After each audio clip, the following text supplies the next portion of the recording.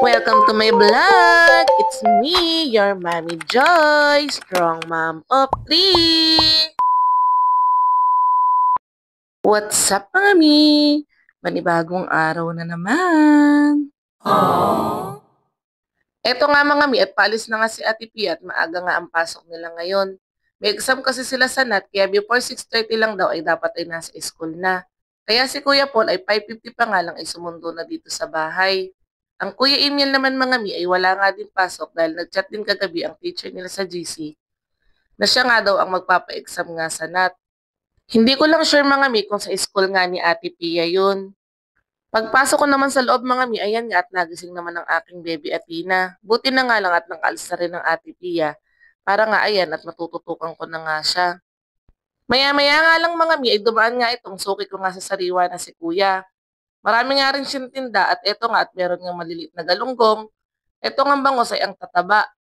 Meron din nga siyang ulo lang salmon, tahong, pusit, at saka nga hipon. Wala na nga din talagang mura ngayon mga mi at ang mamahal na nga din ang kilo. Eto nga mga mi at bangos nga ang aking binili at saka nga yung maliliit na galunggong. Masarap nga dito sa maliliit na galunggong mga mi ay ito toasted nga ng prito. Eto nga at sinimulan ko na nga gawain mga mi at hindi naman nga din ganun kahirap gawin. At madali nga lang din naman tanggalan ng bituka. Ayan nga at pagkalinis ko nga ng isda ay nagsaing na nga din ako mga mi at nag-start na nga din ako magprito. Nilagyan ko nga yan, Mi, ng konting harina at tinimplahan ko nga lang ng asin at saka nga ng paminta. Pagkaluto ko nga mga Mi, tinawag ko na nga si Daddy at si Athena para nga makakain na nga din kami. Nasarap nga ako ng kain mga Mi dahil ang sarap nga ng pagkakaluto ko nitong pritong galunggong dahil malutong. Ito namang si Athena, pagkakain nga namin mga Mi, ayan at sinuot na naman nga yung favorite niyang dress dahil siya nga raw si Princess Elsa. Nakita naman tong mga tiniklop ko nga na mga damit niya kagabi kaya ayan nga mga Mi at titiklopin niya nga daw ulit. Diyos ko po, ayan nga po at nagulo na namang lahat. Oh no! Ginagaya niya kasi mga mi yung mga nakikita niya nga sa akin. Kaya ayan, na tinuturuan ko nga siya kung paano nga niya tiklopin. Ang Ate Pia nga mga mi ay biglang dumating at nagulat nga ako. Akala ko nga kasi mga mi ay whole day siya ngayon. Maaga daw kasi natapos yung exam nila sa NAT, kaya nga yan at pinauwi na nga sila.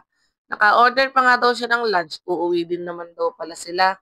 Dumaan na naman nga 'tong favorite nga naming mga ice cream mga mi, kaya ayan ngang Athena ay nagtatakbo nga dito sa labas para nga pumunta kay Kuya. Tingnan niyo naman mga mi at siya pa nga ang namimili kung saang apa nga ilalagay. Silang dalaw talaga ni Kuya Emil ang nangunguna nga dito pag nga narinig nga si Kuya. Talagang hindi nga pwede mga mi na hindi nga bibili. Ito nga si Athena ay tinatanong nga ni Kuya kung anong flavor nga daw ang gusto niya, kung langka o cheese. Ganito nga lang mga mi, masayang-masaya na nga ang aking mga junakis. Kaya syempre, tayo mga nanay, ihahayaan nga lang natin na maibigay nga kung ano nga yung nagpapasaya nga sa kanila. Tingnan niyo naman mga mi, at nakikipagdaldalan pa nga kay kuya. Sabi niya nga, ay yung daddy nga din daw niya ay bibilan nga niya. Akala mo naman mga mi ay may pera.